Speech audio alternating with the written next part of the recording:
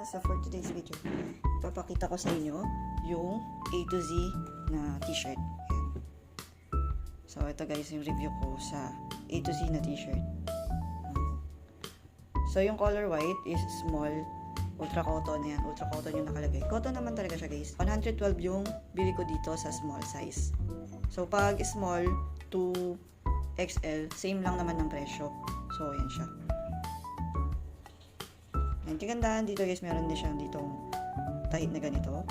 So, ayan siya. Hanggang sa labas yan dito yan. Hindi ko alam kung natawag dyan, pero maganda yan tignan. So, for its price, reasonable naman. Okay naman din siya. Pwede na, 112. Nabili ko to sa Orange app. So, marami ding nagbebenta nito sa Facebook Marketplace. Ayan yung pagkakatahi niya. Pulido naman. Ayan siya. Ayan. Ayan, isusumo ko. Ganyan yung pinakatela niya guys. Okay?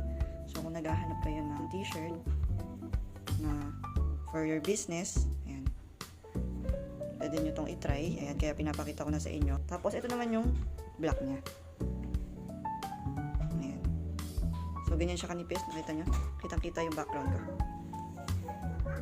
Tapos yung pagkaka-black niya guys, hindi siya ganun ka-dark. Talaga na black as in yung kulay niya, hindi ganun ka-tingkad. Parang malabnaw. Ganon yung pagkaka-black niya. Pero sa tahi, pulido talaga. Ayun, no? Maganda yung pagkakatahi. Okay? Hindi naman siya tinipid sa sa effort. Kung i-rate ko to is from 1 to 10, rate ko to ng 6 lang sa quality niya guys. 6/10. So, ito, pwede nyo i-consider ang A to Z kasi maganda rin naman talaga siya. So, yun lang guys. Sana may natutunan kayo sa video na to. Thank you for watching.